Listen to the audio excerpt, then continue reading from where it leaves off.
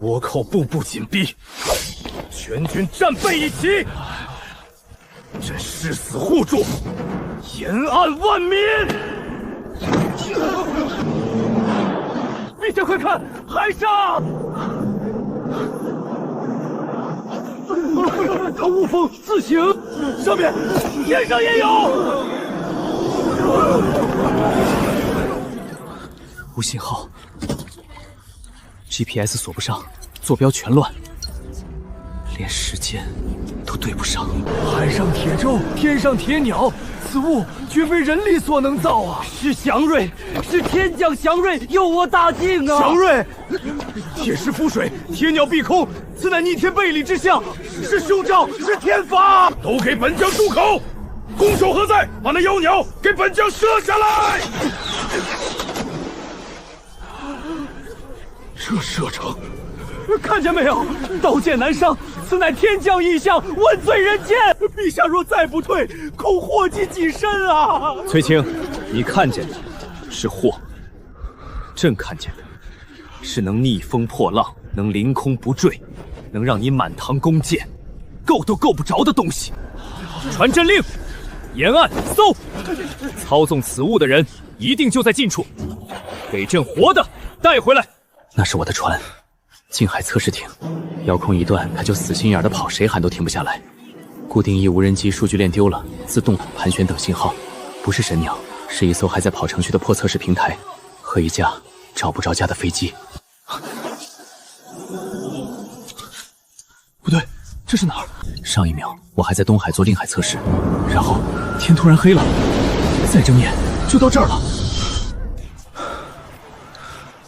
雷暴，我就说所里那批防雷设计不靠谱。有人，有人在此！误会。少废话，走！古装，真甲胄，真兵器，这帮人怕是真的。我心里最后那点也许只是个梦的侥幸，这一刻凉透了。陛下，此辽凭空现身海上，衣冠诡异，形貌怪诞，又有妖舟妖鸟相随，分明是倭寇前来迷乱圣明的妖术细作，其罪当诛，请陛下即刻斩杀，焚其妖气，以安人心。斩了，妖人不可留！我不是细作，你还敢狡辩？我没狡辩。你们说的那个妖舟是我的船，天上那只妖鸟也是我的。听见没有？他自己认了。妖物乃自老所造，人证物证，铁证如山。陛下还有何犹豫？他们不是妖物，船靠机过驱动，鸟靠空气拖着飞，跟妖术没半点关系。他们现在停不下来，只是因为我跟他们断了联系而已。齐国空气，荒谬！铁石之物岂能浮于水，降于天？你当满朝武林都是3岁孩童不成？那大人倒是说说看，他们现在不正浮着、飞着吗？巧言令色，还愣着干什么？拖下去斩！那妖气一并给我烧了！陛下，此人来路不明。那舟那鸟，至今没人知道如何停下，如何收回。若就此斩了，万一照参加，莫非你也被这妖人惑了心智？奇怪，脑子反而静了。他们恨不得我是妖物，但我是能解决问题的人，能让那艘船停下，让那只鸟落地的人。这天下只有我一个。杀了我，你们这辈子都别想解决海患！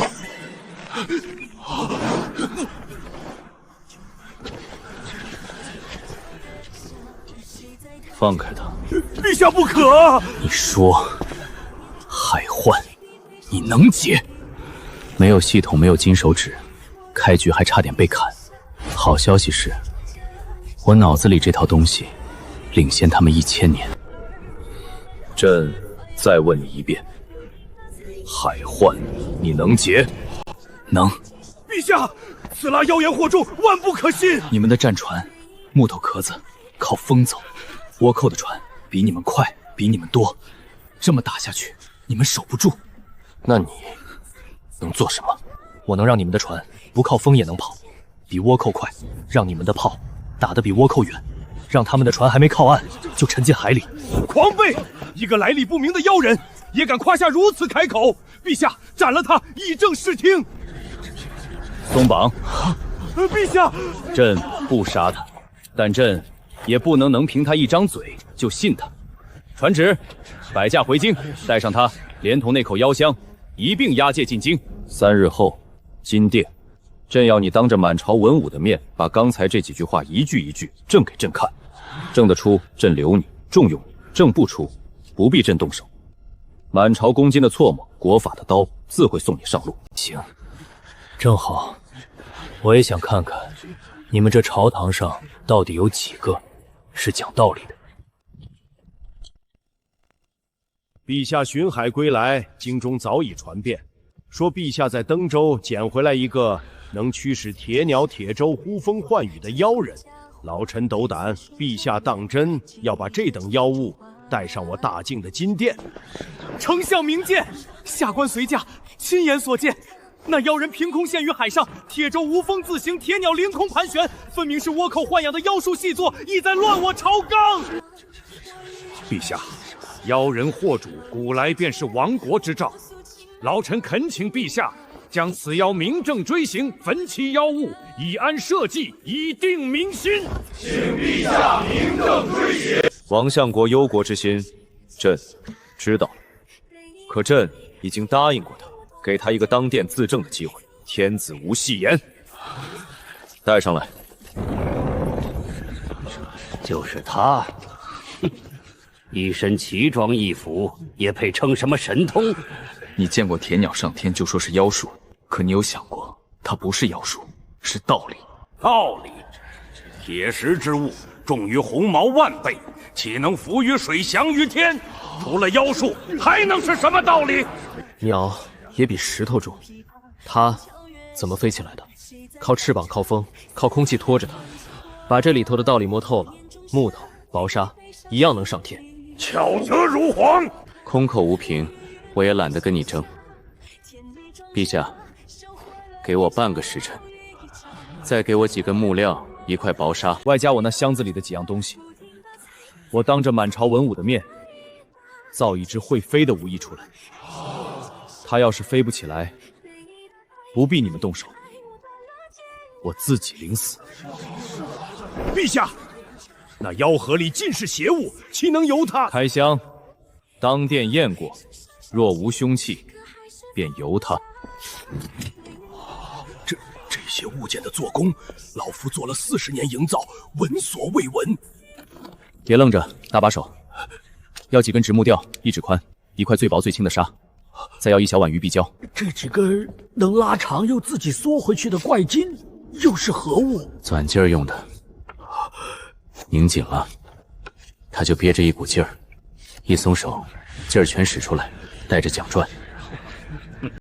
一堆破木烂沙，缠上几根妖筋，本相还当是什么通天神通，原来是孩童过家的玩意儿。孩童的玩意儿，能让你们满朝文武仰着脖子，等着看它飞。后生，你这薄纱绷在骨架上，绷得这般平这般紧，是为何？让它兜得住风，风从这面淌过去，就拖着它往上抬。兜得住风，拖着往上抬。成了。飞呀，本相倒要看看这堆破烂儿怎么个飞法。都看好了。它飞起来了，真的飞起来了！妖术，这一定是妖术！不是妖术，是真的，它真的靠着那薄纱兜风飞起来了。满朝公卿都看清楚了，满朝而飞，落点如此精准，这是妖术还是道理？老臣不是我有神通，是这天底下的道理本来就摆在那儿，只是你们从没人肯弯下腰去把它摸透。一只会飞的玩物，朕信了。可你说的是退倭寇平海患，光会飞不够，那就给我地方，给我人，给我料。好，登州城外有一座废弃的海防工坊，朕拨给你，你即刻启程赶赴登州。到了工坊那日算起，3日为限。朕要你拿出一件真能退倭寇的器物，拿得出，朕封你的官，许你放手去做；拿不出，今日这满殿的话，一句不少都应在你身上。成则留，败则斩。3日，够了。陛下圣明，只是江先生孤身一人，所用之物又如此鬼怪，工坊营造之事，是否该有个懂行的老手在旁照看？也好，防其行诈，验其真伪。工部鲁模营造一道经验老道，不如就让他随江先生同去登州，督造一应事宜。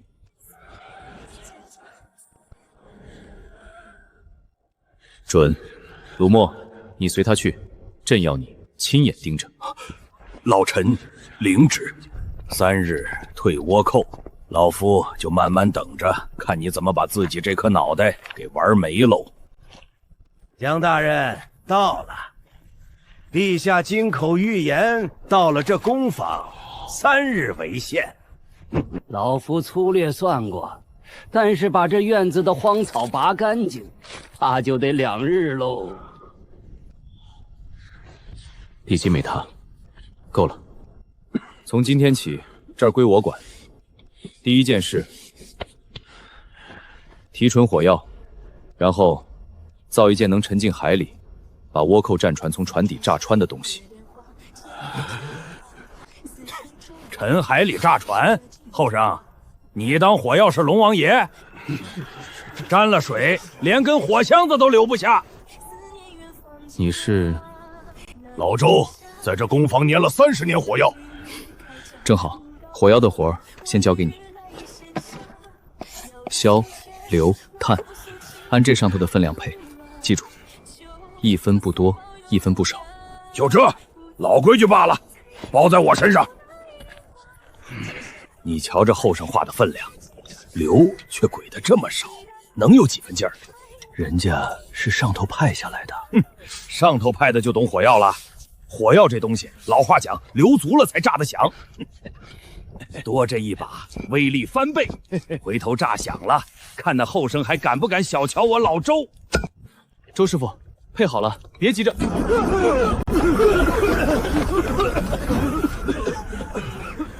我说什么来着？炸了！第一天，这才第1天啊！不可能，我粘了30年火药，老规矩配的，怎么会炸？不是规矩的事，是硫加多了。硝、硫、碳3样的分量本就卡在一线上，硫多1分，火压不住，1点就炸膛。你私自添了硫，对不对？你一个打杂的丫头，懂个屁的火药！就是药房种地，哪轮得到个女子插嘴？你说分量卡在一线上，那对的分量该是多少？这种硬海药用的烈药，硝得占大头，硫和碳只能压在小数上，差1星浆果都不成。具体几分几厘，我爹的册子上记了一辈子。你爹是军器间的大将，我在药碾子边上长大，3岁就闻得出哪一锅稀放重了。满院子的人，就你一个听懂了我要的是什么？从今天起，火药的配比他说了算。江大人，使不得！军将营造，从无女子立足之地，让一个打杂丫头长火药，传回京里，御史的唾沫星子能把你淹了。你眼下这处境可经不起这个。30年的老规矩，凭什么听他一个黄毛丫头？老规矩，刚把这半间屋掀上了天。我要的是能把活干对的人，不是看他胡子多长，也不是看他是男是女。你们谁能闻一闻，就说出哪锅硫放重了？没有，那这药房里他就比你们任何人都金贵。大人，你可想清楚了，我爹当年也是这般信这些被人骂作奇迹玉苗的东西。想清楚了，能把倭寇挡在海上，能让这工坊里的人活下去的东西叫本事。骂他奇迹迷去的人是怕。走，重新配，这一回按你说的来。光分量对还不够，这硝里头杂质太多，烧起来发虚，得提纯。这样熬过、滤过，再重新结出来的硝，又白又透，比军器间最好的料还干净。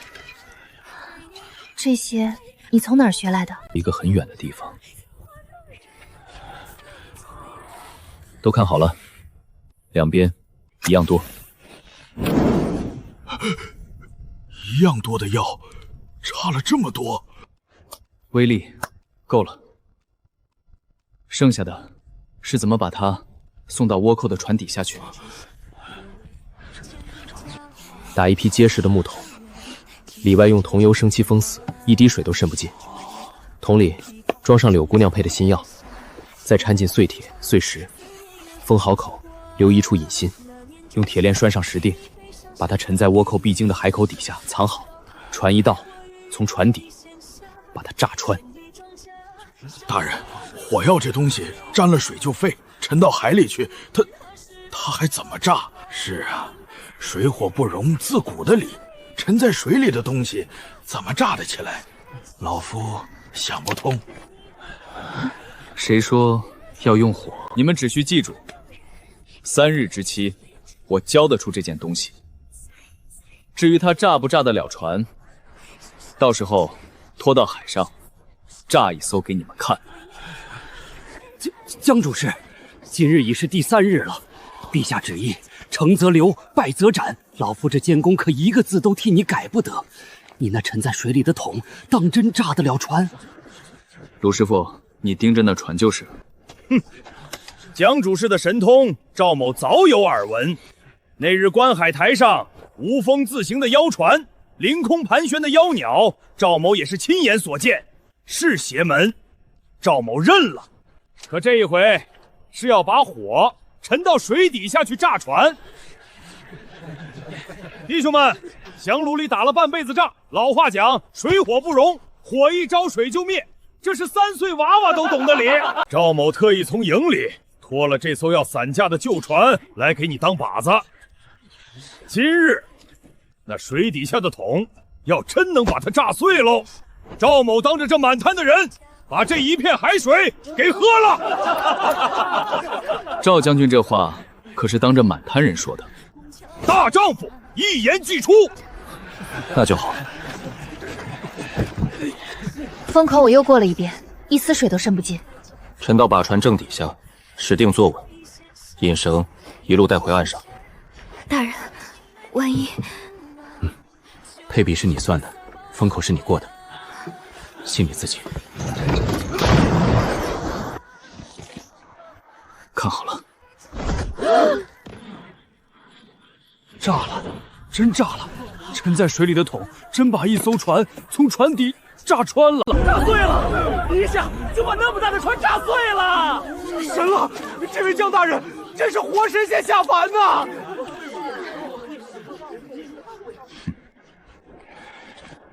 赵将军，这片海水还喝吗？大丈夫一言既出。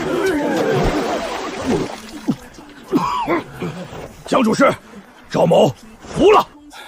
这水底的雷要真能这么炸倭寇的船，赵某这条命这身本事往后跟你干了。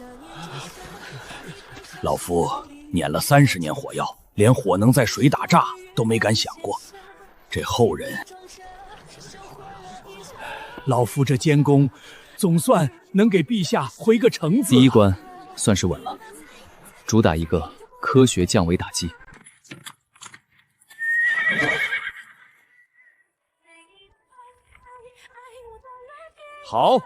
好一个沉在水底的雷！朕果然没看错人。传旨登州，着江哲为海防司主事，总领登州海防营造，操验诸事。赐银1000两，工匠100人，工坊一应所需，登州府全力供给。沉水之雷，区区一介工匠，倒真有几分邪门的东西。只是木秀于林，风必摧之。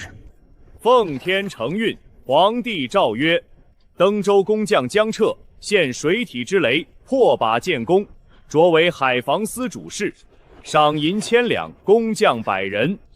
钦此。江主事，3日之前，老夫还当你是个必死的疯子，等着看你把脑袋玩掉，是老夫有眼无珠了。陆师傅，活儿还多着呢。这水雷只是头一件。报！海防急报！3艘倭寇战船正往登州方向杀来了！来得正好，3艘船算什么？让他们尝尝江主事的水底雷。将军，不止如此，这股倭寇邪门得很，他们绕开了咱们海防营所有的明哨暗桩，专挑防务最空虚的虎跑湾下手。那几处的虚实，连营里都没几个人清楚，他们竟像是早就摸了个一清二楚。摸得一清二楚？海防虚实是机密，一群海上的强盗怎么会知道的这么细？一群乌合之众的海盗，走的却是一条算准了我方7寸的路。这背后有一只手。这波不对劲，能把海防虚实摸得这么透的，除了我，还真冒出来个同赛道玩家。3艘倭寇船今夜就到。依赵某看，倭寇示众，咱们紧闭海口，据城死守，凭城上的弓弩滚石，叫他们登不了岸，这是稳妥之策。死守？他们摸透了咱们的虚实，专挑虎跑湾这处防务最空的地方下手。等他们登了岸，城里城外遭殃的是百姓。不能等他们来，要让他们进得来，出不去。怎么个进得来出不去？水雷连夜布到虎通湾的湾口，不过这一回不用我在岸上拉锁了。不拉撒，那雷怎么炸？我改了机关，石定坠底当锚，铁链把雷筒吊在水面下一线，恰恰在战船船底吃水的深浅上。倭寇的船一过，船底正好撞上它，一撞它自己就炸，神不知鬼不觉。船一撞就炸，可万一他们没走湾口正中，绕开了呢？问得好，所以湾口外头我还藏了一手，一艘火箭船，漏网的由他来收。火箭船？你哪来的火箭船？受封那日，陛下给的工匠采人，我可没闲着。营里最快的那条哨船，我让人连夜架上了火箭，早备下了。成，赵某带人给你护着布雷。哈哈，上回那捧海水，赵某没白喝。布雷的活儿我来，封口配药安撞击，我比谁都熟。好，柳姑娘，这黑灯瞎火海上颠着，你这手比赵某营里的老兵还稳。在药碾子边上长大的。水道最窄那一段，雷下的密线，他们的船只能从那儿过。来了，3艘正往湾口来。不玩了，撤，上岸，藏好，让海替咱们说话。进来了，进来了，再往前一点。炸了！2艘，咱们一炮没放，一兵未损，2艘倭寇船就这么自己撞上去，沉了，跑了，那艘要跑了，跑不掉。我说过，漏网的有人收。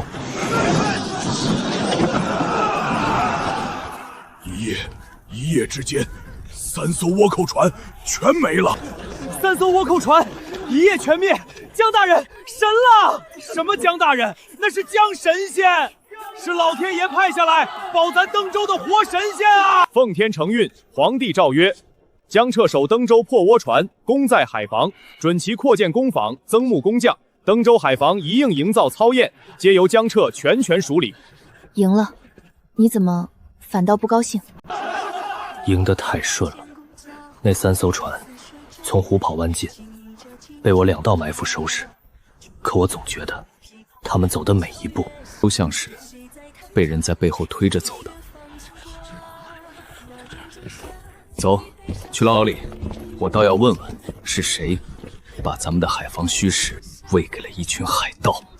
说，你们一群海上的散寇，怎么摸得清我大晋海防的虚实？是谁指点的你们？没用的，你们挡不住的。海那边来了位活神仙，连你们那个会造妖物的人，下一步要造什么，要怎么打，他都一清二楚。装神弄鬼！坏了，真撞上同服玩家了。相爷，那江杰在登州连战连捷，胜券正绳。如今登州上下只知有江主事，不知有朝廷法度了。一个工匠出身的人，造几样奇巧之物，便让陛下这般抬举，捧得越高，摔得越狠。相爷的意思是，北方边事吃紧，户部钱粮自当紧着边关。传公文下去，登州海防的钱粮核减到原先的30%。30%？他那工坊工匠的工钱、买铁的料钱，处处要银子。断了粮草，纵有天大的本事，也是巧妇难为无米之亏。老夫倒要看看，没了银子，他这海防司主事还怎么给陛下变戏法？知难而退是最体面的退法。岂有此理！核减到30%，工坊200多号工匠的工钱、买铁买料的银子，全指着这笔钱粮。看到30%，这是要活活饿死咱们！什么北方边事，分明是冲着江主事来的。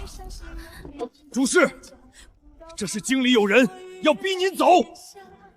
赵某这就修书一封，联名上奏，跟他们理论。不必。上奏理论，正中他下怀。咱们一闹，就成了恃功跋扈、争权夺利。咱们不闹，他这一拳就打在了棉花上。可不闹，就这点银子，工坊怎么成？新船1艘都造不起了。谁说要造新的？钱少就把现有的这些船改好，花小钱把旧船变成他们追不上也打不沉的船。旧船改，旧浮船还能改出花来？跟我来。第一处，船舱里头用厚木板隔成一格一格，格与格之间水泼不透。隔成一格格，这有什么用？海上打仗，船挨一炮撞上暗礁，破了个洞，水灌进来。寻常的船一舱中水，整条就沉了。可有了这隔舱，破哪一格，水就只淹哪一格，别的格子还浮着，船就沉不了。破一格淹一格，船就不沉，妙啊！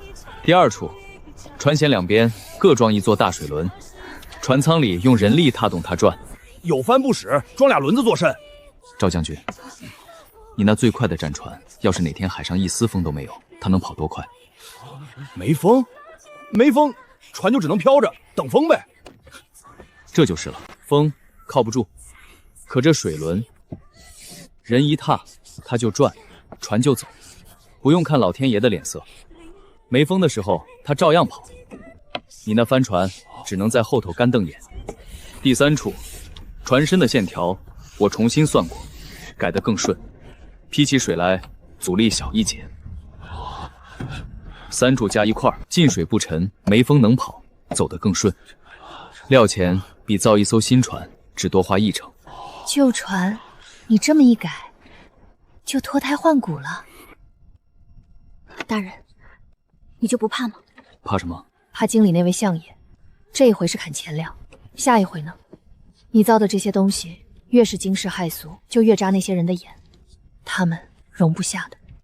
你说的这么笃定，像是亲眼见过。我爹当年是军器监的大将，改良过弩机，想给军器监造一座水力的断锤。不用人抡，水一冲，锤子自己就砸下来。可那些大人们说，他这是奇技预效，是糜费国弹、意乱人心，是坏了祖宗的规矩。他们参他、构陷他，把他下了狱。我爹他没能熬过那个冬天。军器监大将的女儿一夜之间成了无处容身，只能去工坊打杂的罪臣之后。所以我比谁都清楚，你脚下这条路有多凶险。你爹没做错，那座水力断锤，他要是做成了，能省多少民力？错的不是他的奇迹秒杀，是那些宁可让人累死、让兵战死，也不肯让规矩动一动的人。我不会走你爹的老路，我不光要造出来，还要造到他们谁也动不了我。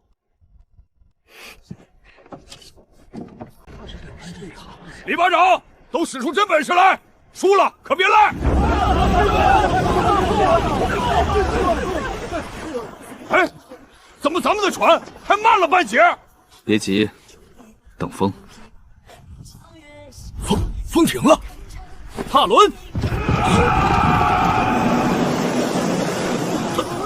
风也能跑，没风也能跑啊！有了这船，这仗还没打就赢了一半。主事，有这船，经费砍到30%又如何？咱们照样能压着倭寇打。这船还不够，它再快也得靠人。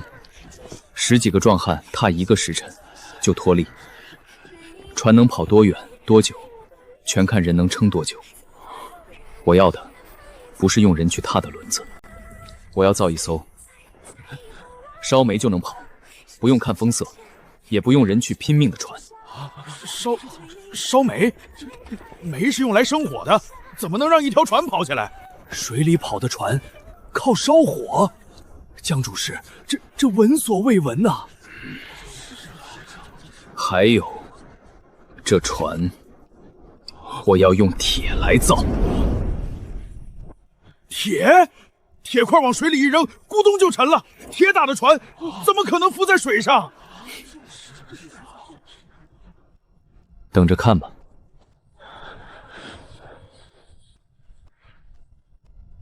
江主事，这一口锅、一根管、一个缸的，当真能让那大轮子自己转起来？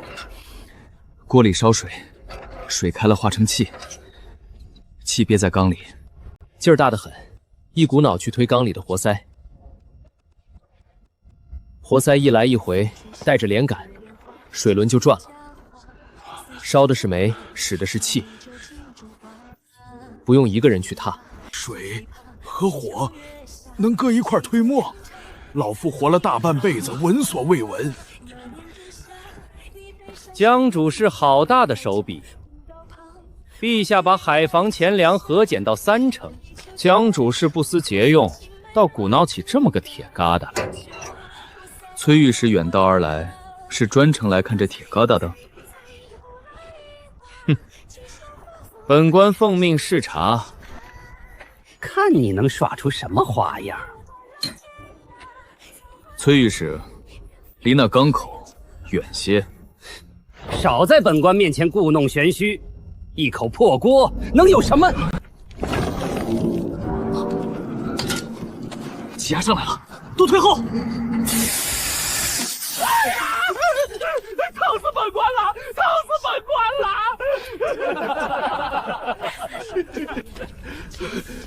江楚，你造妖物伤人，本官定要参你一本，必定奏明陛下。风到底还是没封住，症结就在这儿。铁和铁硬碰硬，缝里总有空隙，气一冲就漏。我爹当年断弩机的基辍，2片铁要严丝合缝，也犯过这毛病。他后来是在2片铁中间垫一圈锤得极薄的熟铁皮，再拿油浸过的麻丝填进缝里，铁软了能压实，麻丝吸了油能堵漏。熟铁健全，油麻配料。你爹的法子比我想的还巧。这是头一回有人说我爹的法子巧。这么多年，旁人提起他，只有罪臣这个词。你爹是个真正的匠人，不该被埋在罪臣2个字底下。等机器转起来，水火推磨，那是没人能再这样说。天梅，烧水。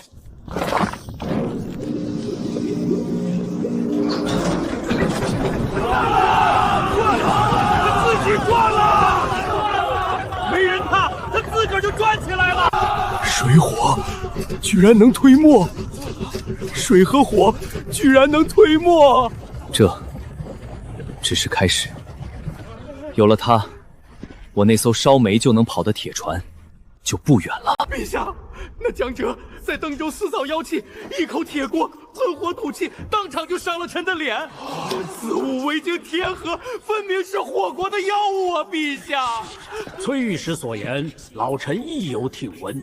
江泽身为海防司主事，海防钱粮已核减至30%，他不思为国节用，反倒糜费公料，私造这等闻所未闻的妖物。糜费钱粮在前，制造妖物在后。老臣斗胆奏请陛下召江哲回宫，当殿查办，以正国法。一口铁锅能分火吐气，自己推磨，是妖物还是利器？朕要亲眼看过才知道。传旨，召海防司主事江哲即刻回京，携其所造之物，金殿对质。崔大人今日这一脸的委屈，等江错到了金殿，自会有人替你连本带利讨回来。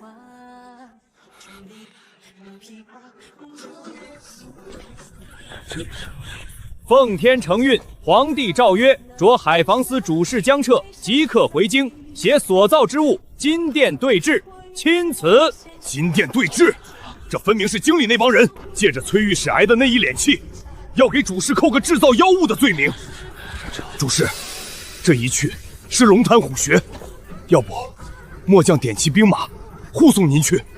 兵马就不必了，他们说我造的是妖物，那我就把这台妖物抬到金殿上去，让满朝文武亲眼看看。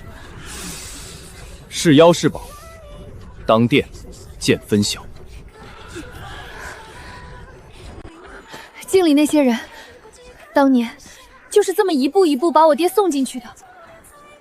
先是奇器武庙，再是糜费，然后是妖物。江哲，你这一去金殿，你爹当年是孤身一人，没人信他。可我不一样，我手里有能当众转起来的机器，背后有登州一城的民心。更要紧的是，我答应过你，不走你爹的老路。我说话算数。我等你回来。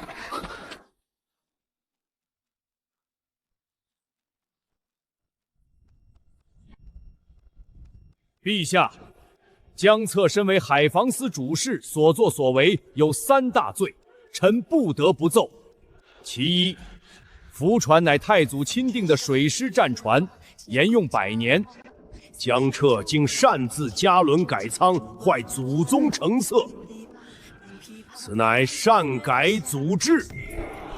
其二，海防钱粮已核减至30%，他不思缩减，反倒糜费公料，私造妖物，此乃劳民伤财。其三，他鼓捣那些喷火吐气的铁疙瘩，威风天河，护乱人心，此乃奇技异药。更有甚者，臣听闻江彻扬言要造什么铁打的船。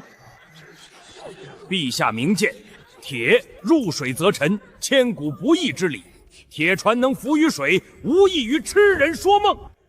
似此擅改祖制，劳民伤财，痴人说梦之徒，臣恳请陛下停办登州公访，将江哲革职查办，以正国法，以安人心。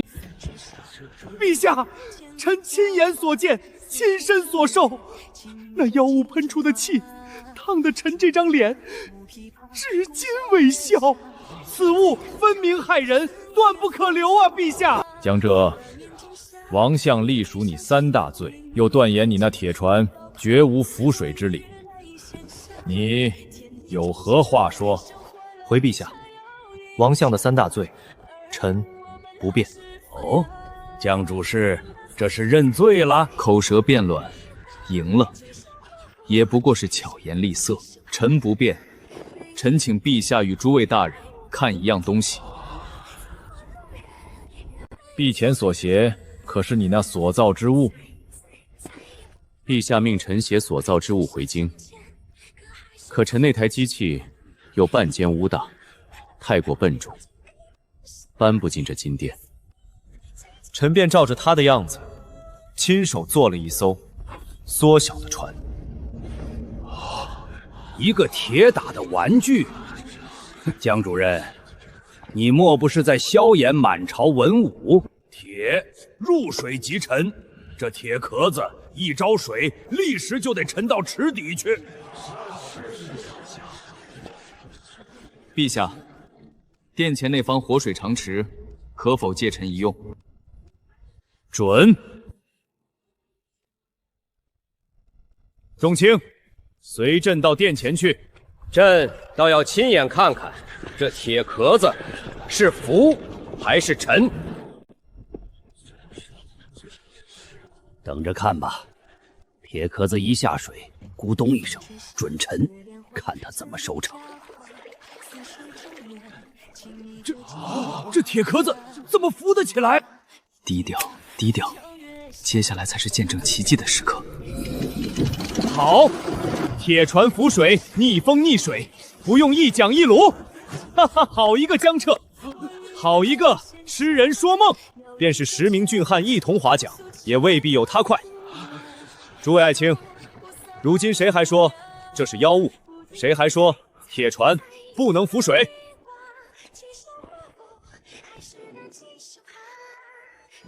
江策听旨，臣在。你这缩小的船，朕看了，可朕要的是一艘能在海上逆风破浪的真船。朕命你半年之内造出第一艘烧煤就能跑的实船。所需钱粮工料，着户部如数拨付，不得克扣。臣领旨。陛下，圣明。退朝。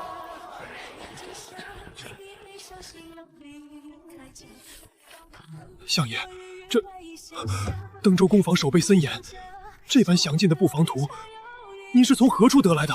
崔大人，有些事你知道的越少越好。老夫只告诉你一句：江卓今日在金殿上赢了陛下的心，那又如何？这天底下能算到他，能要他命的另有其人，明面上的输赢算不得数。主事，经理的捷报，800里加急，比你人还先到。金殿之上，一艘铁船，把那帮老顽固说得哑口无言，痛快，太痛快了。老夫早说过，水火能推磨的道理，迟早要让满朝文武都开开眼。你回来了。说过的，我说话算数。陛下给了半年，半年之内，我要造出第一艘烧煤的实船。可光有船还不够，船都能逆风跑了，还不够。倭寇也好，海那边那个能算到咱们每一步的人也好，他们早晚会带着更多的船从这片海上压过来。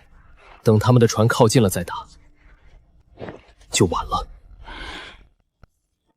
我要在岸上架起一种重炮，倭寇的船还在10里开外够不着咱们的时候，我的炮先够着他们。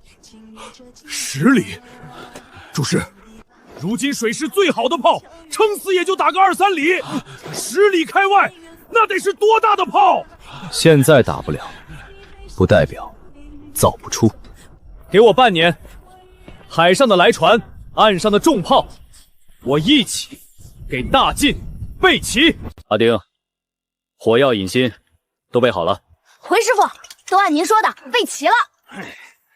师傅，今儿个这炮真能打3里开外吗？昨儿我跟人吹，说我师傅造的炮能打到天边去，他们都不信。吹牛之前，先把家伙事摆利索。主事，你这小徒弟，自打半年前你在码头边把这没爹没娘的娃捡回锅坊，就一天到晚师傅师傅的黏着你，连这阿丁的名儿都是你给取的，说他成天在房里钉前钉后，像颗拔不出来的钉子。手稳，心细，肯学，是块造炮的料。江主事，老朽铸了一辈子炮，这炮能不能打3里，老朽不敢说。可您说要造打10里的巨炮，自古以来就没有炮能打那么远。3里已是顶天了。这炮不能是，为何？炮都铸好了。你自己看，泥魔铸出来的炮膛，内壁全是这种针孔大的砂眼，要一炸，力从这些砂眼里钻，炮膛受力不匀，轻则炸出裂缝，重则针孔大的砂眼，哪门子的炮没有？老规矩铸了几百年，不也照样上阵杀敌？江主事，你这是危言耸听！点火，试给他看！不能点！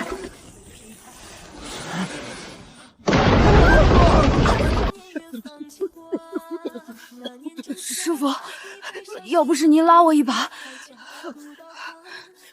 现在还觉得是危言耸听吗？几百年的老规矩，怎么就炸了？江主事，泥魔不成，改用铁模铸炮，可这铁水上千度浇进铁模子里，模子自己不就先化了？铁模厚，导热快，铁水一浇，贴着模壁的那一层先冷凝结壳，里头的铁水还没来得及把模子化透，炮就已经成型了。铁模铸出来的炮，没有泥模那些砂眼，致密、坚韧。师傅，那这个会转的大钻子又是做什么的？铸出来的炮膛还是毛的，这膛床靠蒸汽机带着钻头转，一点点把炮膛内边膛得又直又光。膛壁光滑，受力就匀，再大的药也撑得住，炸不了膛。用水火推磨的机器来淘炮膛，老朽真是开了眼了。江主事，炮是好炮，老朽认了。可那礁石岛足足8里开外，老朽把话撂这儿，这炮使出吃奶的劲儿，顶多打3里、8里，神仙来了也够不着。阿丁，装药标尺，按我教你的。是师傅。阿丁，你来点，让你那帮不信的同伴也听个响。点了。神器，这是神器啊！老朽铸了一辈子炮，今日才知道什么叫真正的炮。师傅，打中了，8里，真的8里。8里，够了。现在该看看海那头的人准备的怎么样了。20门，整整20门能打8里的重炮，全部到海岸上了。主事，如今这登州海岸就是一只铁刺猬。倭寇的船只要赶进这8里之内，管教他有来无回。海上风大，石船那边龙骨已经铺好了，等这边稳住，半年之期，赶得紧。你总盯着海那头看，是不是又想起那个能算到你的人了？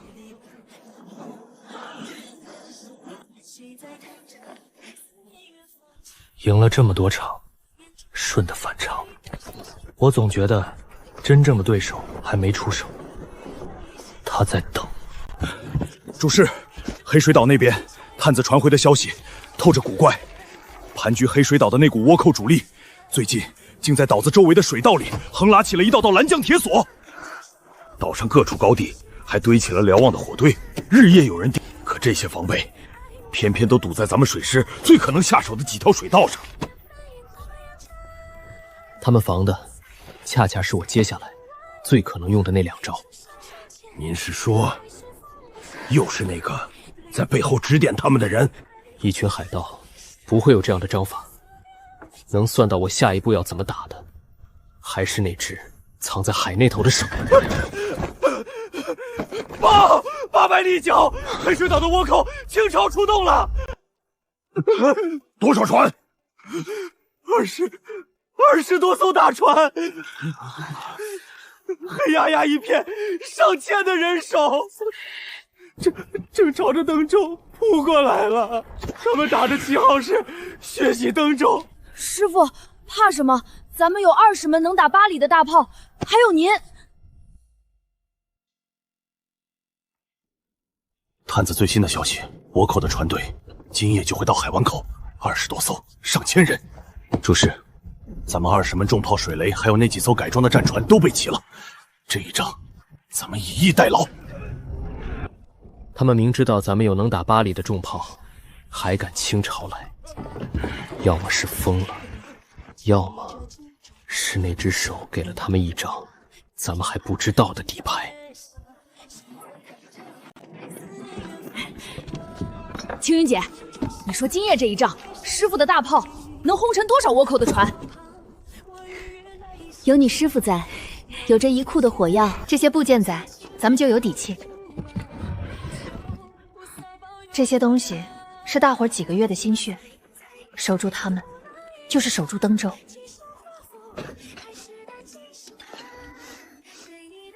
哎，什么味儿？青云姐，那边是不是有烟？不好，是火药！都出去！快！青鸾姐，不要！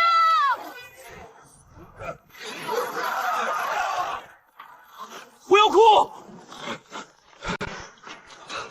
刘青云，阿丁！师傅，青鸾姐，她还在里面。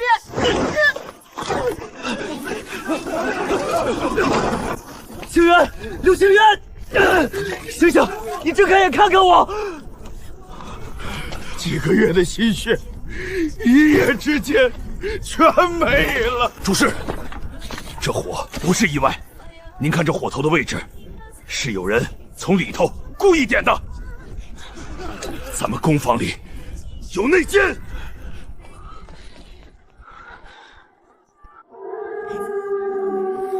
主事，倭寇的船队到了。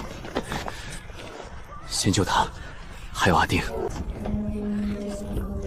重炮炸了一半，火药折了大半，可这一仗退无可退。传我的令，炮台集合。主事，重炮只剩9门，火药也不够了。倭寇有20多艘船，上千人，这仗还怎么打？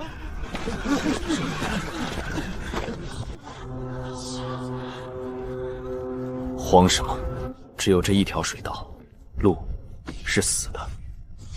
第一线，把剩下的水雷全部到水道最窄处，他们的船必须从雷阵里过。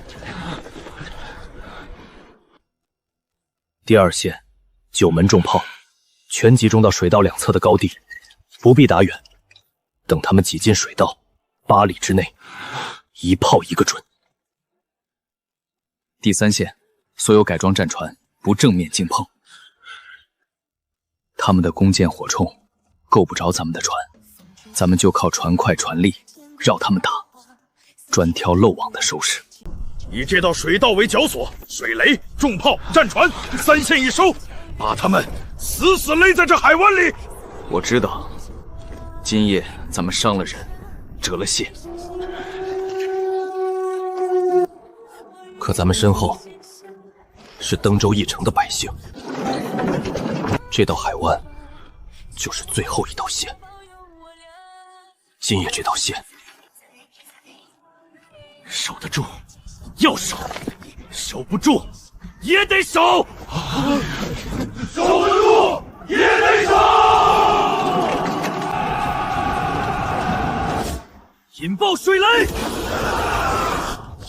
重炮放！他们的船怎么这么快？咱们的箭为什么够不着？赢了，主事，咱们赢了。师傅，情缘姐她会醒过来的，对吧？郎中说，熬过今夜就有指望。情缘姐，师傅，清渊，清渊，你能听见吗？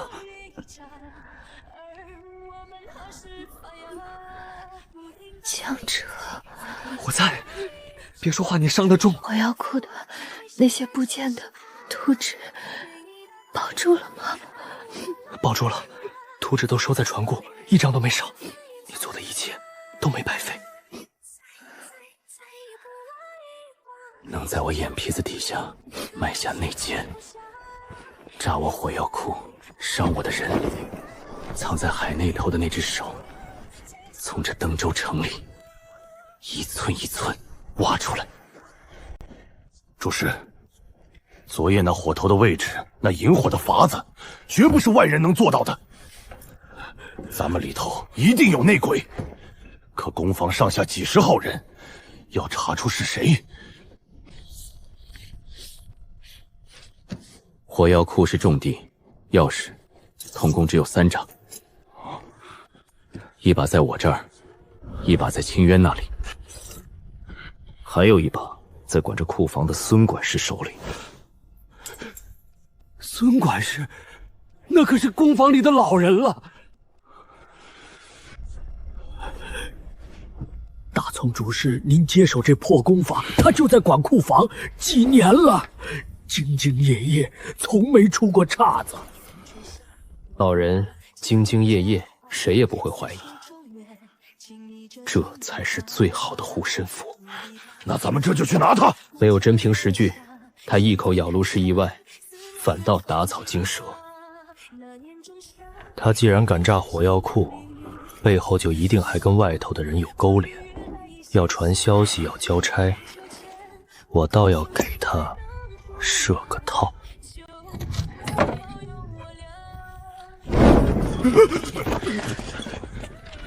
江主事，那只木箱里装的是几块砖头，真正的图纸从没离开过我的手。我要的只是看看今夜谁会来。完了，老天爷哟！江主事，您这心眼儿比那筛子上的眼儿还要多啊！少在这鬼哭狼嚎，说是谁指使你的？我说，是京里的丞相王松，是他派人塞了银子给我，让我盯着工坊找机会下手。王松，把他的供状、收的银子，还有跟王松往来的凭证，一样不漏，全都记下，800里加急，放往京城，呈给陛下。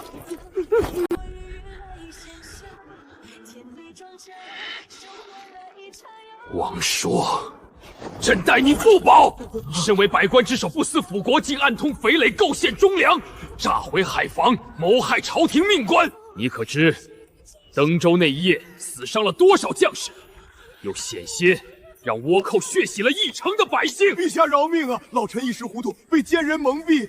够了！丞相王松结党营私，祸乱海防，本该问斩。念你历年威功，削去一切官职，罚俸10年，逐出京城，永不叙用。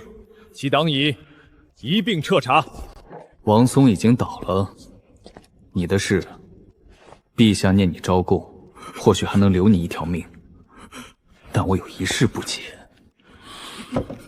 王松远在京城，他怎么会知道我那火药库里哪一处的火药堆得最密，炸起来最致命？这等细处，连我手下的工匠都未必清楚。不是王大人，王大人只管给银子，给门路，可具体让我哪一天动手，炸库房的哪个角落最稳妥的，是另一个人。谁？我也不知道他是谁，我从没见过他，都是经一个中间人递条子给我。可那条子上写的东西邪门的很，我这火药库里的每一处布置，他都一清二楚，就像他亲眼看过、亲手摆过一样。连江主事，您下一步想造什么、防什么，他都算得分毫不差。我只听那中间人提过一嘴，那位是个从海外来的高人。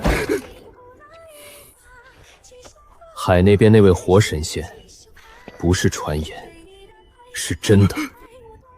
他早就把手伸进了大境，连权倾朝野的王松，在他眼里也不过是一颗用过就扔的棋子。江哲，你是唐海坊降死主事，登之城多少大事等着你。守着我为了这些天的药，传出去该让人笑话。大事我分得清轻重。那一夜我抱着你从火里出来的时候，第一次觉得有些东西比海防，比那些图纸还要紧。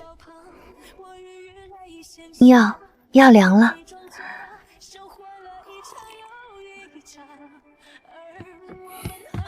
师傅，清源姐，赵将军喊您二位去海防司，说您又有惊人的主意要。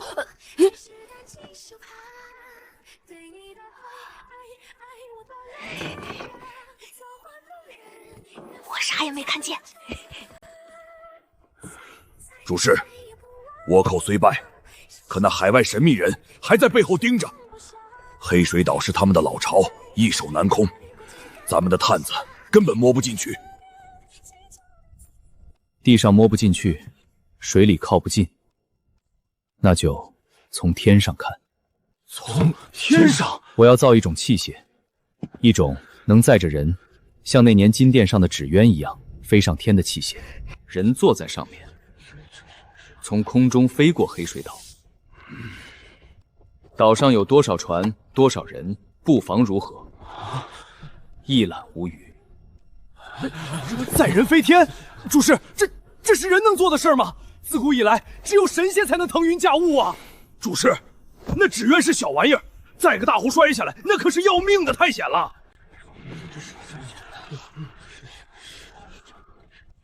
能成。纸鸢能借风飞起来，人做的器械，只要算准了配重，做好了意面，一样能飞。江彻，这东西要是成了，咱们就有了一双能从天上看遍这片海的眼睛。看来这满营上下还是只有你听得懂我说的话。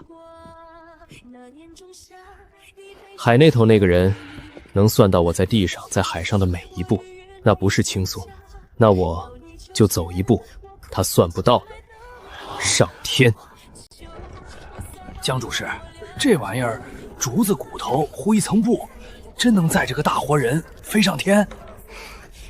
老朽信您的炮，信您的船，可这飞天自古就是鸟雀的本事，人哪长得出翅膀？人长不出翅膀，可人会放纸鸢。风从这意面底下兜上来，拖着它，就像风兜着纸鸢往上飘。意面够大，配重得当，人坐上去一样能借着风飞起来。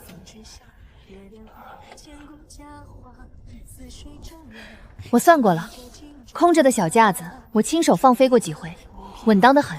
换成能载人的大家伙，只要人的分量，坐的位置算准了。成不成？今天一试便知。头一回载人，凶险难料。第一架，我来试。江彻，你是海防司主事，怎么能……没试过的东西，我不会让旁人去冒险。师傅，您可千万小心啊！主事，真要飞，这要是摔下去，顺风了，推我一把。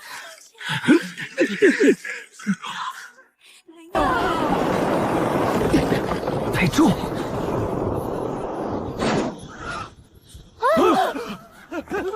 主事，主事，你怎么样？配重偏差1/2，机头太沉，把座位往后挪，意面再往前调调，调整后再试。师傅，您头上还顶着个鸟窝呢。无妨，能摔进芦苇荡，说明方向是对的。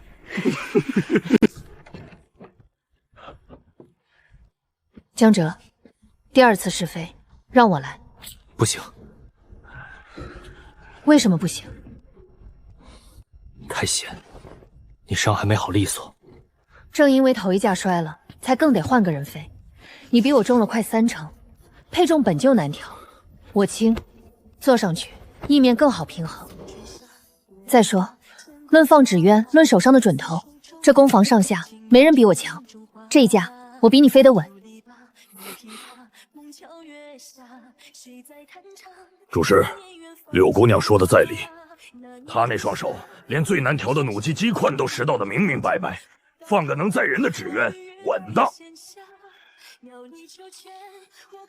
飞可以，但我把丑话说前头，一旦机头不对，风向不稳，立刻拉这根绳，松开支架，跳进海里。人比什么都金贵。放心，我惜命的很。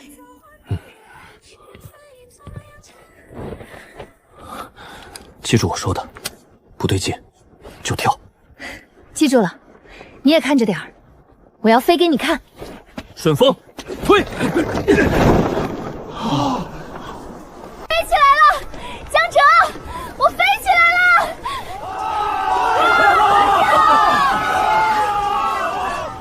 从这儿看下去，黑水岛的虚实可就藏不住了。主师，巡海的弟兄截下一条形迹可疑的倭寇快船，船上的人宁可跳海也不肯背清，可还是搜出了这个信，是用咱们不认得的西洋文写的，费了好大劲儿才找人译了出来。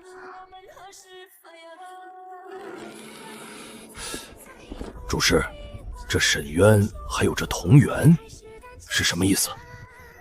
沈渊，我一直觉得海那头那个人思路跟我像的可怕，现在我明白了，因为他和我是同一种人。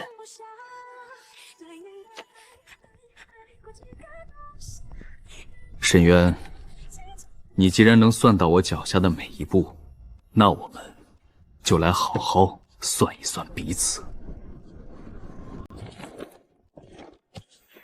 主师，既然滑翔机能飞，又知道了沈渊内贼的底细，咱们要不要趁势点齐水师战船，直接杀上黑水岛，把那窝倭寇连根端了？不急，黑水岛易守难攻，咱们对岛上的虚实一抹黑，贸然杀过去，是拿弟兄们的命去填一个看不见底的窟窿。打仗之前，先得有眼睛。对，柳姑娘的滑翔机正好能飞上去，把黑水岛看个头的底儿喽。青云，这一趟侦察要飞到敌巢头顶上去，万一被发现，我飞得高，他们的箭够不着。岛上的粮仓、码头、火药库看在哪儿，有多少船，我一样不落，全给你画回来。只看只画，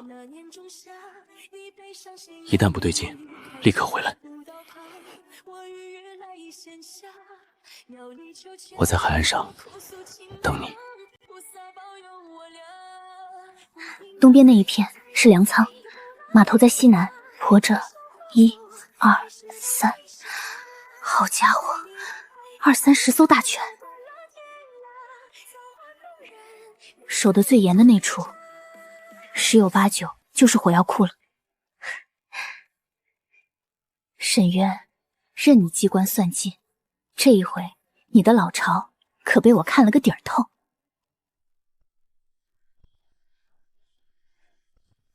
冲着天的箭，蓝空的网，他们在防着天上。可这从天上来的打法，我们还一次都没用过。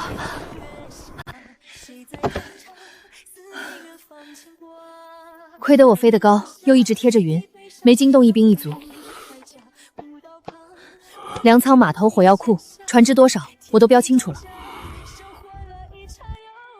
可是江卓，你看这里，岛上四面高地架满了冲着天的箭弩，扯起了蓝空的绳网，还备下了示警的狼烟。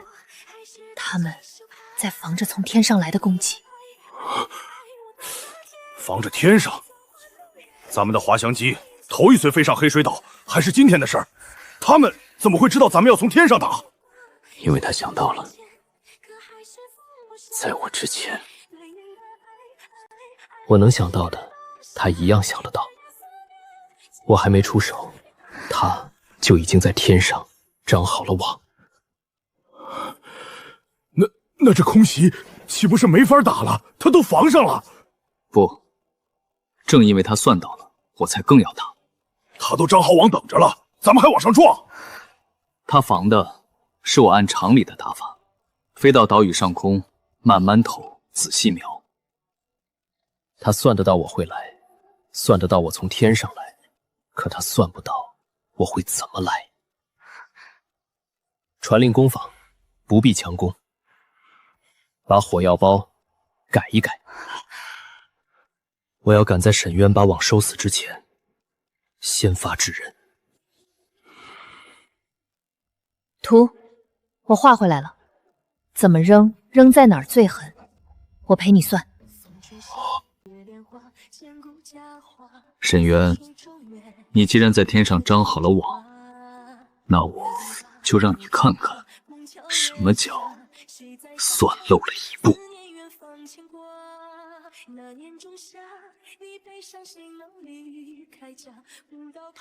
这些日子亏得柳姑娘手把手的带，才教出小六这么个赶上天的好手。可这一趟是去敌人头顶上，正因为险，这一趟我亲自飞。江哲，你是海防司主事，是大政离不得的人，万一……这套打法是我想出来的，投弹的时机，改行的分寸，只有我心里有数。沈渊在天上张好了网，等的就是我们按常理去撞。这一回怎么飞，得见机行事。我不在天上，这个弯转不过来。那我陪你飞，我打头阵。记住，投完就拉高，别恋战。师傅，清源姐，你们一定要平平安安回来。等我们回来，给你带黑水岛的稀罕物。顺风，起！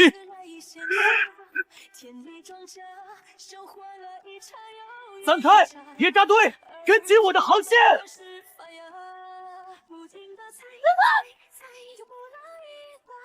青鸾，沈渊，你算准了，会从高空慢慢的投，那我偏不，就是现在投！撑住，你给我撑住！弟兄们，敌巢已乱，随我登岛！青鸾，刘青鸾！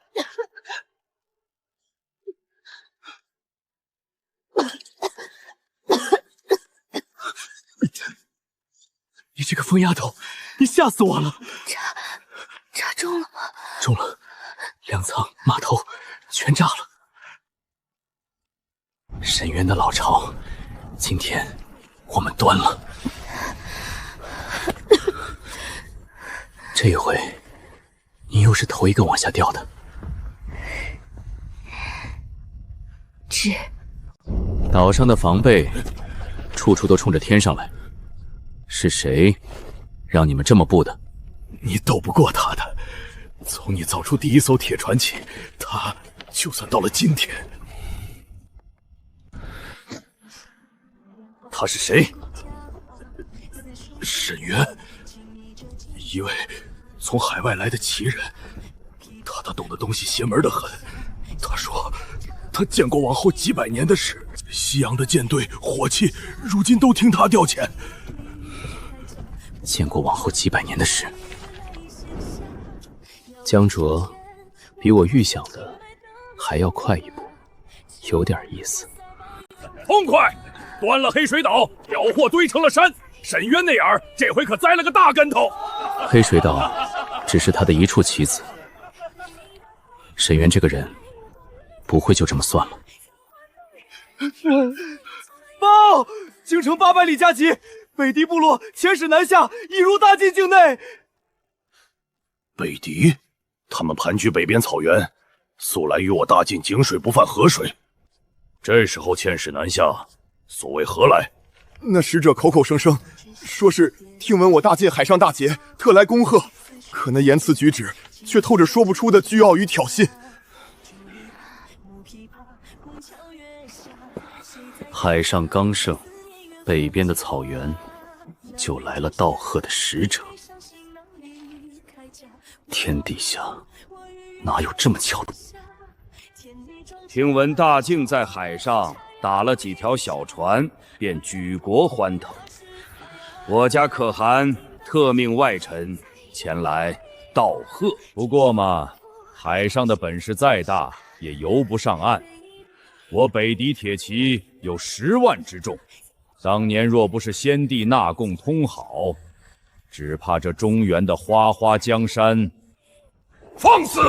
我大晋疆土寸土不让！哼，不让，那便让贵国的兵马与我北狄的勇士在阵前见个真章。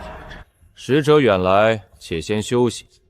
3日后，朕在演武场设宴款待，到时让使者看看我大靖凭什么欠教四海兵夫。江青，北狄欺我路上无力气，3日后的演武，朕要你替大晋挣回这个脸面。陛下放心，北狄欺的是大靖没有能在路上一锤定音的家伙，这家伙臣已经造出来了。呵呵，听闻大靖出了个能造妖物的国师，外臣倒要开开眼界。使者请看，先看这个不毒用的火器。寻常火铳得从枪口一点点装填，慢。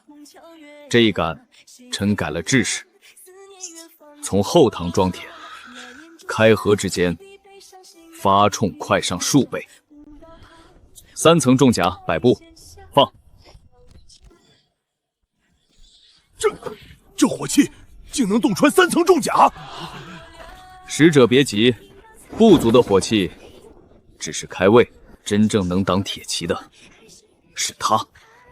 目标，百步外10墙，放。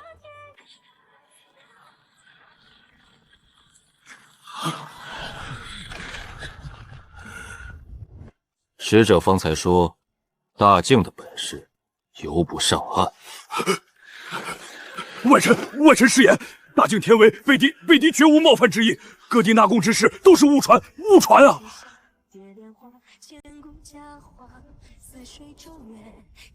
江哲听旨，臣江策接旨。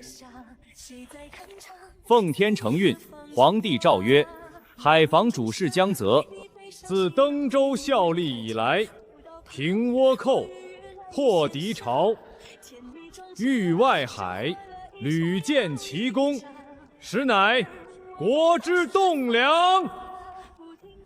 今特封江彻为靖海国师，总领全国公务海防诸事，赐紫袍金印。臣谢陛下隆恩。只是陛下，这靖海2字，臣受之有愧。哦，国师何出此言？海还没靖，黑水岛只是那只手伸出来的一根指头，真正在背后布这盘大棋的人，眼下还稳稳坐着。臣这个国师要等到把那只手连根斩断的那天才配得上。好一个连根斩断！朕等着这一天。北狄的使者，南洋的海盗，西洋的舰队，东南西北，看似各不相干，可每一条线的源头都指向同一个人——沈渊。他要的从来不是一座黑水岛，他是要把大境四面的口子同时撕开。国师，您如今总省全国公务，要造船、造炮、造火铳，哪一样不是利器？怎么忽然要建这水泥窑炼钢炉？这些个既不能打仗，又不能御敌。老陆，你只看到了气，没看到机。船要好钢，炮要好钢，火铳更要好钢。可咱们如今炼的铁，杂质多，成色不匀，10炉里挑不出3炉能用的。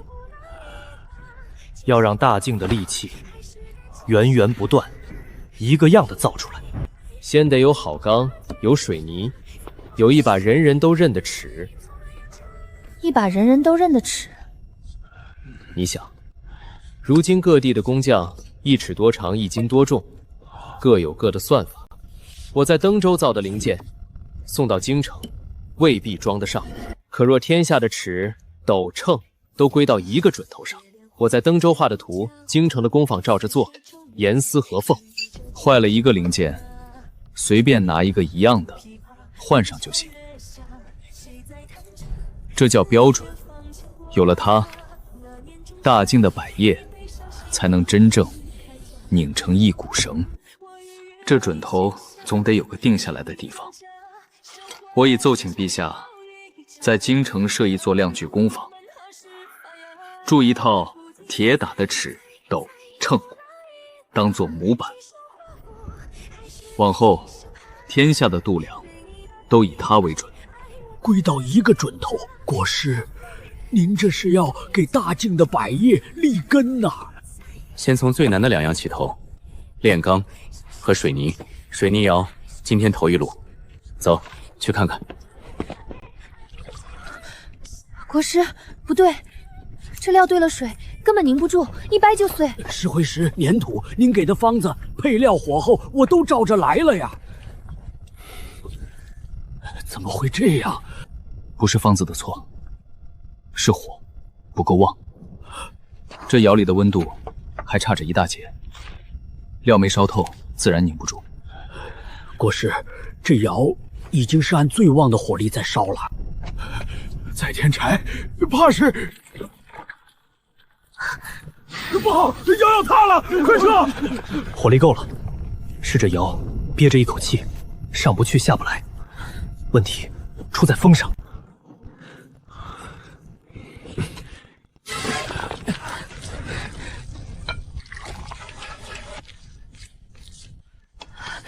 成了，国师，成了！这料拧得比石头还硬。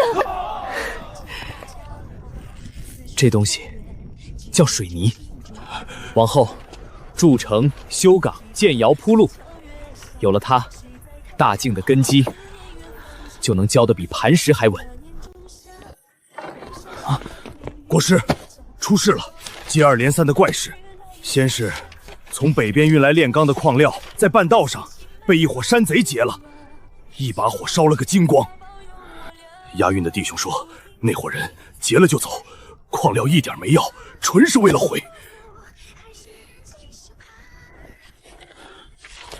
再是工坊里几个顶要紧的老师傅，一个夜里回家，无端端落了水，没救上来；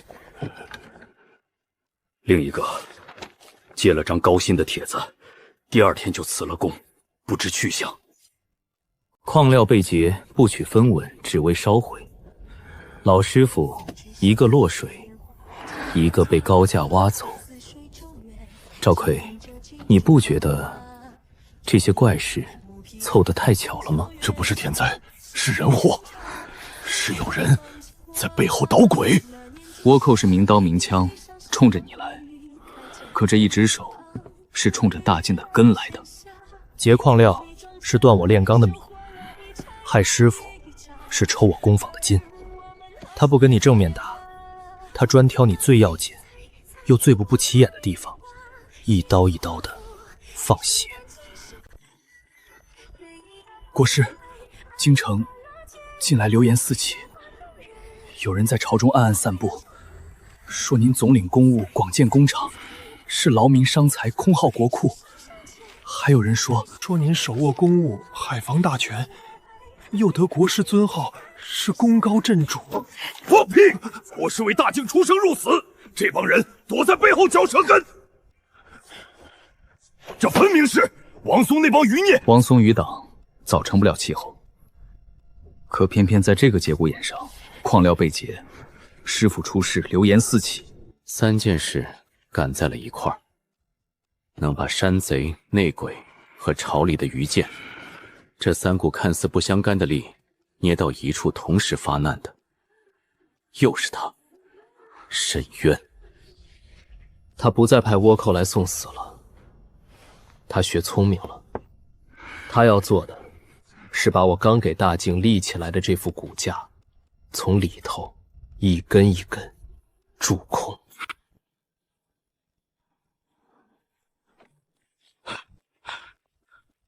国师，泉州800里加急，南洋、西洋的殖民者纠集了一支舰队，已兵临泉州外海。他们仗着船坚炮利，开出的条件蛮横至极，要大靖开口通商，割让外海岛屿。若有半个不字，便要炮轰泉州城。家里矿料被劫，师傅遇害，流言纷飞。海上，西洋的舰队又恰在这时兵临泉州。内忧外患，一个不落，全赶在了一处。沈渊，你这张网收得真紧，你是想用这内外2只手，把我大靖活活勒死？让这些大靖人看看什么叫船坚炮利。开炮！欺人太甚，可咱们的炮打不了那么远。传令，先派人去和谈。军师，渔船已沉，条件也递进城了，接下来该怎么走？不急着攻城，提督，你我此来要的不是一座泉州，把条件开得再狠些，狠到大靖的朝堂自己吵翻天，让他们先乱起来，然后请那位靖海国师亲自来赴这场局。陛下，西洋人船坚炮利，开口便要我大靖割让沿海岛屿，强开数处通商口岸，还要夺我宽税之权。此等虎狼，万万不可硬拼啊！说到底，这祸事是怎么招来的？还不是将国师一味造船造炮，四处惹是生非，把西洋人给招来了。如今该让国师给陛下、给天下一个交代。国师，此事你怎么看？口口声声息事宁人，我倒想问一句：今日割一座岛，开一处商，便能换来太平吗？那是自然，以小利换大靖太平，有何不可？错了，今日他开一处商，你许了，你给了，明日他便要你门户洞开，任他予取予求。豺狼的右口是尾不保的，割让求和不是太平，是把主动权交到别人手里，再把自己的退路一步步让出去。江泽，你说的对，可西洋舰队就在泉州外海，朝中又一片求和之声，这一仗打还是不打？陛下，臣若说这打与不打本身就是一个圈套。圈套？陛下请看，先是登州的矿料被劫，工匠遇害，朝中流言四起，这是断我大晋的内力。紧接着，西洋舰队恰在此时兵临泉州，狮子大开口，这是逼我大晋的外招。内外2手一起发力，把大晋逼进了一个死角。我们若求和割地通商，大晋国威扫地，人心一散，他不费一兵一卒便赢了。可我们若出战，他早在泉州外海布好了天罗地网，只等我大晋水师一头撞进去。和是慢性死，战是当场死，就是他给大靖设下的死角。能设下这等阳谋的是沈渊，这盘棋从头到尾都在他的剧本里。那依故事之见，这死角可有破解之法？有，他算准了我们不敢战，不能战，那臣偏要战，而且要亲自去。陛下，臣江彻请命，率新造的2艘蒸汽炮舰，立刻会着西洋舰队。国师，你明知泉州外海是沈渊部下的陷阱，此去凶险万分。正因为是陷阱，臣才更要去。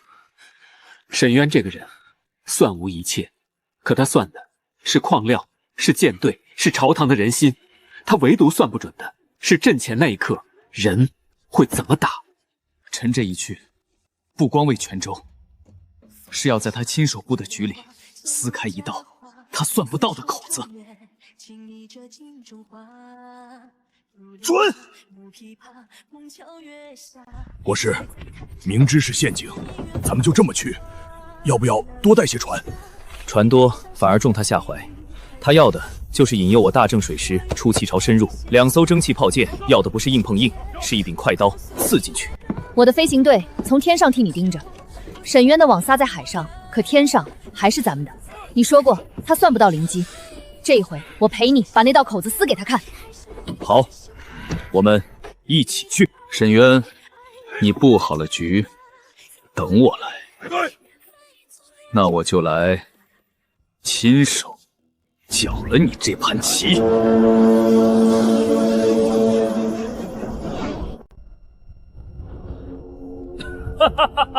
没有风帆的船，哼！大晋人是把铁打的棺材开到海上来了吗？传令，让他们见识见识什么叫真正的舰队。他仗的是风帆和炮多，可咱们不靠风。末将明白。赵奎传令，咱们的炮打得比他远，不必近身，绕着他打，把机洞拉开。打不着，我们的炮竟打不着他们，这不可能！来了，射程机动，果然如我所料。江哲呀，江哲，你以为这就是你的盛世？不，这才刚刚开始。引他再往里走。国师，西洋人顶不住了，往岸边退了，追不追？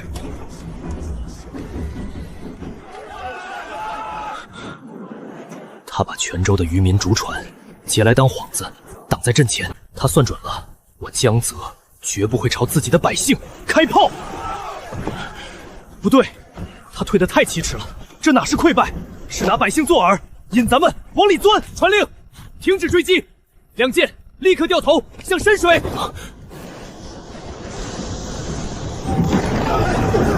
潜水，他算准了咱们的船重，吃水深，把咱们往这片暗沙上引。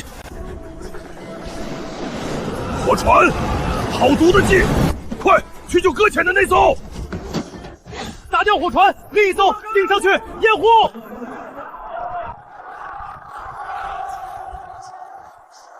下面的船搁浅了，弟兄们，跟我俯冲，炸开那些火船！是埋伏，是奸臣！弟兄们，快来救起来！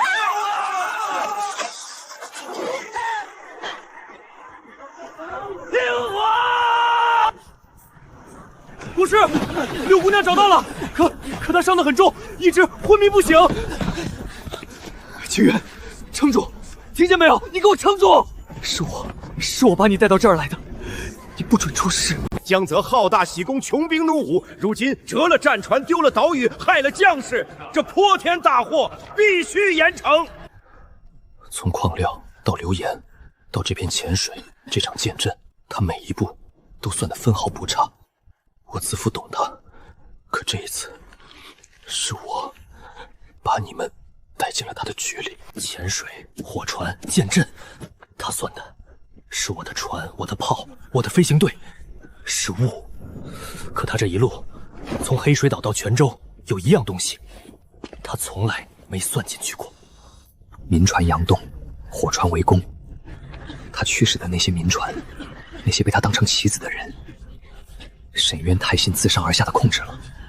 他坐在高处，把舰队、把朝堂、把一切都当成可以随手摆动的棋子。他算得到机器，算得到人心的怕，可他算不到人心的不怕。算不到这片土地上的百姓被逼到绝境时，能爆发出多大的力量。清渊，等我，这盘棋，他用物布的局，我就用人心给他翻过来。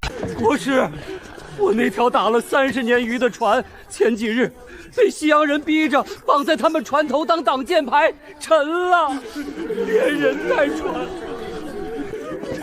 国师，百姓吃苦，可他们是手无寸铁的渔民盐工，指望他们去跟科尔的舰队拼。赵奎，沈渊错就错在，他把这些人当成了可以随手驱使的棋子。他算得到船，算得到炮，算得到这些人怕，可他算不到，一个人被毁了船、毁了家，逼到绝路时，心里那团不怕的火能烧得多旺。乡亲们，科尔抢了你们的船，占了你们的岛，骑到了你们头上。我江彻要夺回泉州，把这帮强盗赶上海去。我有炮，有船。可我缺一样，缺你们这些最熟悉这片海、这片岸的人。这一仗，我请你们跟我一起打。国师，您看得起咱们这些泥腿子？这片海是咱们祖宗的海，跟他们拼了！跟他们拼了！跟他们拼了！国师，您让在这炮管里头刻上这些个弯弯绕绕的纹路，当针打得更准更远。这叫膛线，能让弹丸出膛时悬着飞，又稳又远又准。再配上这个，落地撞上就能炸开的开花弹。科尔那些木头风帆船，挨上一发就是一个大窟窿。会炸的炮弹。他用势压我，船多炮多，我就用计破他。这一次，我要叫他那点船坚炮利再占不到半分便宜。由来送死！这一次我倒要看看你那2艘破铁船还能玩出什么花样！开炮！会爆炸的炮弹，这怎么可能？就是现在！传令，乡亲们动手！这些大巨人不要命了吗？怎么会有这么多？我想。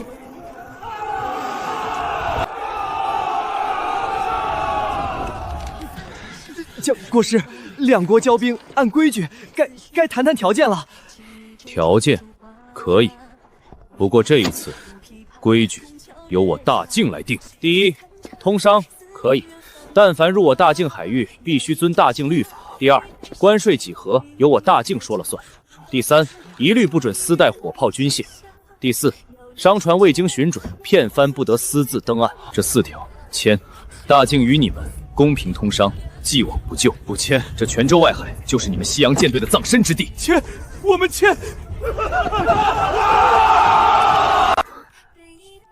清渊，我们赢了，我们赢了。打扫战场，清点俘虏。科尔虽降，可那个军师沈渊却不见了踪影。他走之前留下了这个。科尔不过是我丢出去的一枚卒子棋，可你我之间真正的证据才刚刚开始。证据好，那我就让你看看我造的这些棋子是怎么把你的棋盘掀翻的。国师，探子800里加急，沈渊那一臂虽断，却没歇着。他把西洋残部、南洋的海盗，还有残余的倭寇，全都拢到了一处。一支联合舰队，12艘大战舰，30多艘辅助船，正气势汹汹朝咱们登州压过来了。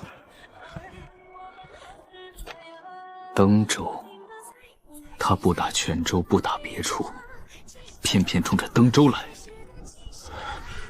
登州城防坚固，他为何非啃这块硬骨头？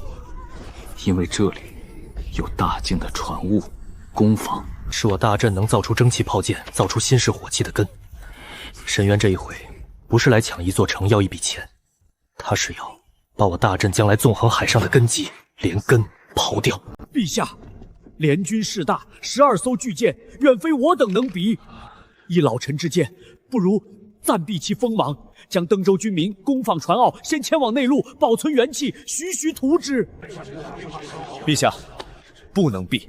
今日我们避了登州，沈渊的舰队便能长驱直入，沿海再无宁日。明日他要苏州，要泉州，要我大靖的整片海疆，我们避得完吗？这一仗避无可避。与其让沈渊牵着鼻子一城一地的割肉，不如就在登州与他做一个了断。臣请陛下，准臣集结全部水师新式战械，与这联军决一胜负，打赢这一仗，打服西洋、南洋、倭寇所有觊觎我大靖海疆的势力，换我大靖东南100年的海波不惊。国师所言正合朕意，大靖的海疆一寸都不能退。传朕旨意，着靖海国师江彻总领东南海防，集结全军迎战联军。朕与大靖的将士百姓与你共进退。国师，联军那边派人送来一封信，指明要交到您手上。沈渊，江姐又见面了。你我都清楚，这世上你我是仅有的2个明白人。于你我而言，盘上的人，皇帝、士族那些你拼死护的百姓，都不过是些认不清局势的棋子，顺之则用，逆之则弃。你我本可联手做这执棋之人，何苦为了一群棋子与我为敌？沈渊，你我看到的是同一个世界，可你只看到了棋盘，我却看到了人。你说皇帝、士族、百姓都是棋子，可我造的每一样东西，从那杆火铳到那艘铁船，到那对能带人上天的翅膀，从来不是为了把人变成更好用的棋子，而是为了让每一个被你看作棋子的人，有朝一日能挺直腰杆，自己做自己的主。这就是你我最大的不同，也是你这辈子永远算不到我的原因。这一仗，我不只是为大靖而战，我是要让你亲眼看着，证明给你看，人不是棋子。国师，从当初一张滑翔的纸鸢，到这能自个儿飞上天，还能扛着炸弹的铁鸟，老朽这辈子真是没白活。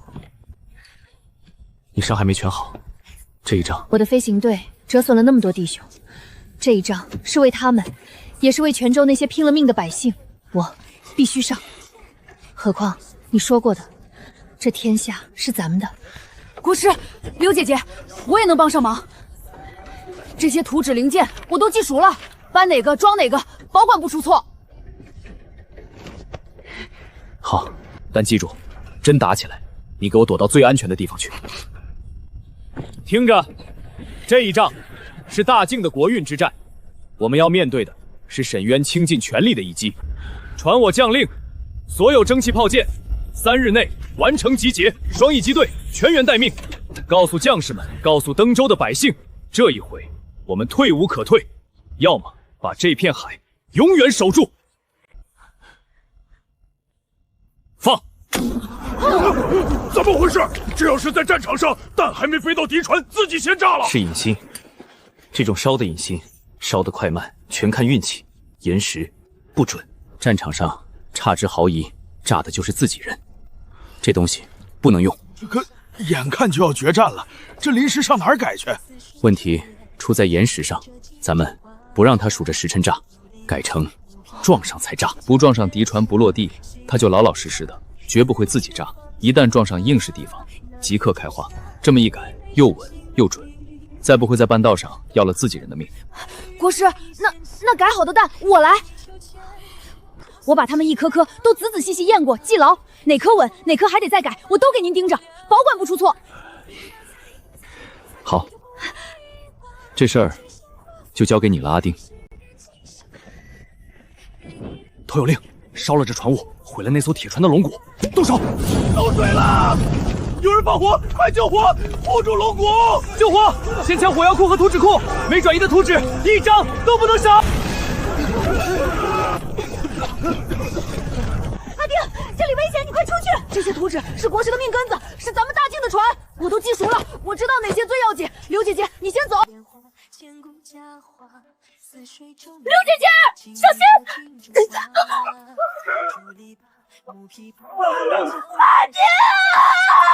阿丁！阿丁，放开我！他还在里面！阿丁！我是他为了推开我，要不是我冲进去抢图纸，他就不会。是我害了他。国师，船坞半毁，龙骨受创，阿丁他联军马上就要打来了，咱们还打吗？打！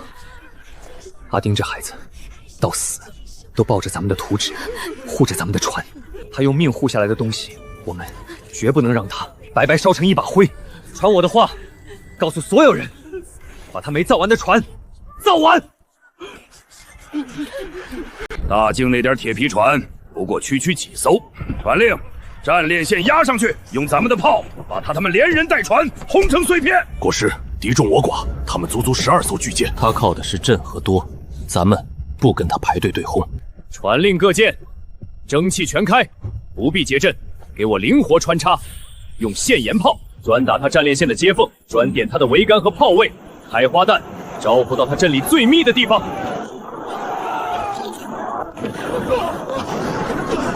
这是铁船，怎么这么快？炮还打得这么准？太顺了，沈渊不会这点本事，他在等我一头扎进去。江决的船快，炮利，能炸，他这3样我都替他想好了要。传令，铁索拦江，火船封路，炮给我换上新的。铁索，他用铁索拦江，前头的船被缠住了。他用铁索把咱们的快锁死，用火船封咱们的退路，连他的炮都被沈渊照着咱们的样子改良过了。他算到了，我的每一步，他都算到了。国师，镇海号被3艘敌舰咬住，快撑不住了。东边的火船又上来一批，咱们的船顶不住了。传令镇海号弃了被缠的尾舵，集中火力打围他那3艘里带头的那艘，其余各舰背靠背结成小阵，互相掩护，先稳住。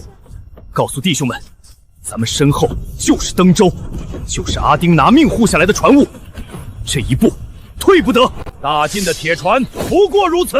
传令全军齐舰带队冲锋，一鼓作气碾平他们，直取登州港。国师，敌人旗舰带头冲上来了，咱们的蒸汽炮舰一半被缠住，一半在苦撑，拦不住啊！沈渊，你算尽了我海上的每一样东西，可你忘了，我江浙的仗从来不止在海上打。传我将令，空中部队起飞，给我从天上撕开他这张网。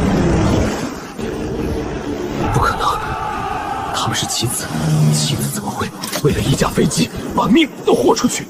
我算得到江泽的每一步，可我算不到这些人。目标：敌军旗舰，按计划投弹。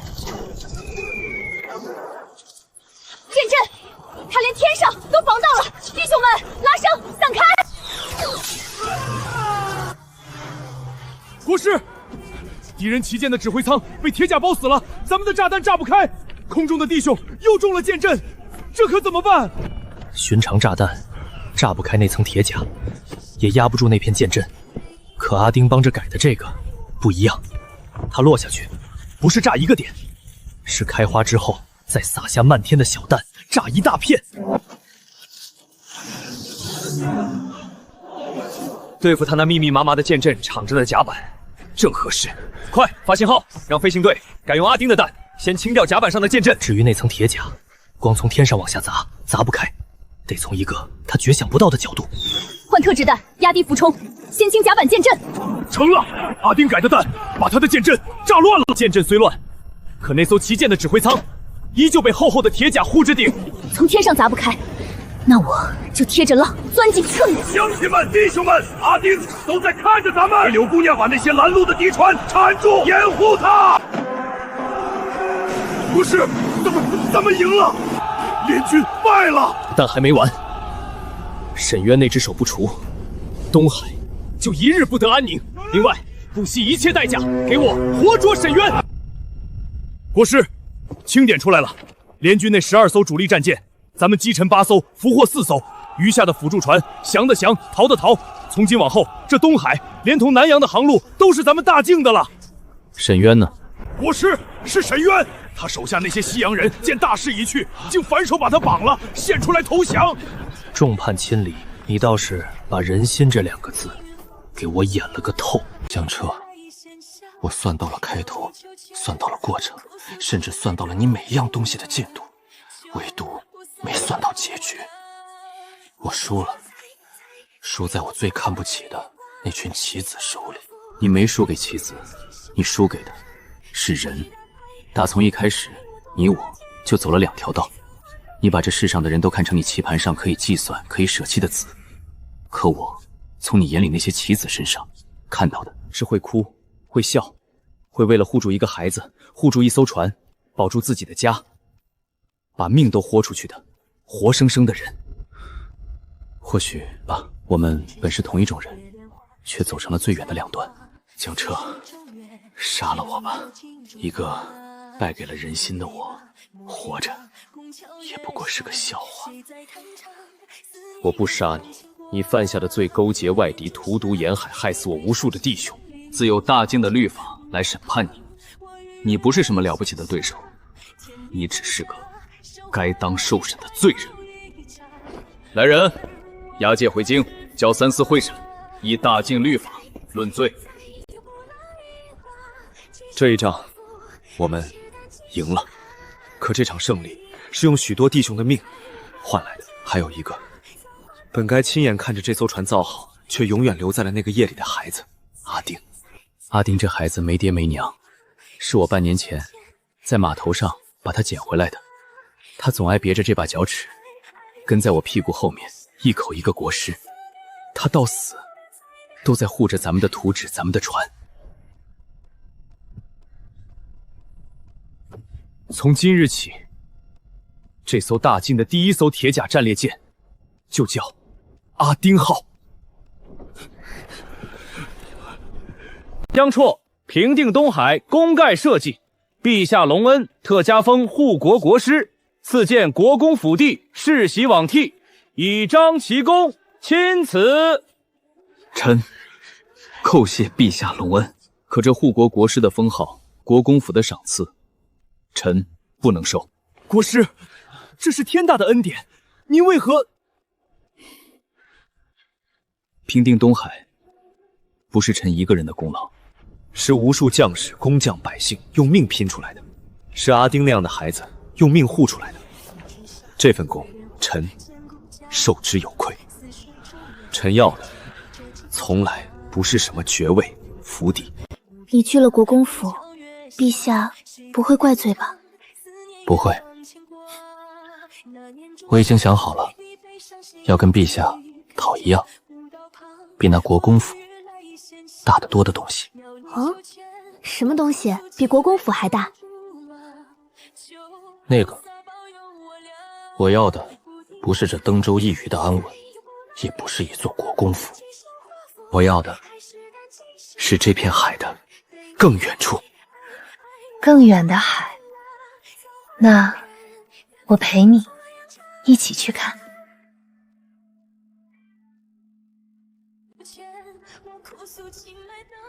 江泽，东海一役，你扬我大晋国威，敬我万里海疆。朕已下旨，加封你为护国国师，赐建国公府。可朕听闻，你竟连这天大的恩典都给推了。今日当着满朝文武，朕问你，你究竟想要什么封赏？但说无妨，朕无有不允。回陛下，臣要的不是爵位，不是府邸，也不是金银，臣想求陛下的是一片更远的海。更远的海，这是何意？陛下，诸位大人，我大晋的铁甲战船如今已能纵横东海南洋，可这还远远不够。臣恳请陛下准臣建造更大更坚固的铁甲巨舰，组建一支能远渡重洋的船队。臣要带着大晋的船沿着海路走出去，去开辟那通往四海万邦的商路，去探索那地图上从未画到过的更辽阔的大洋。臣要让大晋这两个字插遍我们从未到过的远方，与四海通商万邦来行连在一起，而不是与盗兵和征伐。好一个四海通商万邦来往，好一片更远的海。江哲，朕准了。朕不但准你造船舰队，朕还要倾全国之力助你扬帆远航。传朕旨意，自今日起，大晋开海。若靖海国师江彻总领远洋诸事，扬我大晋之帆，通达四海万邦。国师，瞧这架势，这艘阿丁号要比咱们之前所有的船都大上好几倍。等它造好了，带着远洋船队出海，这天底下还有咱们大金去不了的地方吗？想当年，老朽看着国师把水和火弄到一块去推磨，就觉着是开了天眼。可如今，瞧着这能装着千军万马漂洋过海的铁甲巨舰，这世道啊，真是越来越叫人看不懂喽，可也越来越有奔头喽。阿丁，你看到了吗？你拼了命护下来的船，正在一点一点造起来。你说想去看的那更远的海，刘姐姐会替你一直看下去。哟，我们大晋这位要去探索四海万邦的国师大人，怎么又把自己给扎成花猫啦？配比差了一点，下次一定。